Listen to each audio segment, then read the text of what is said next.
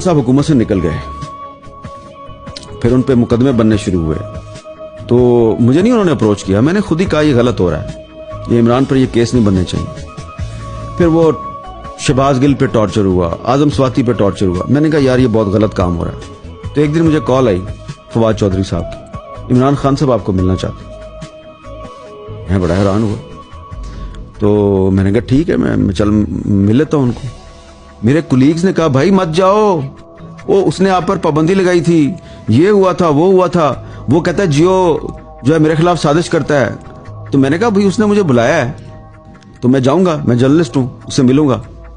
खैर मैं गया तो खान साहब ने शुक्रिया अदा किया कि यार आप बड़ा स्टैंड लिया आपने।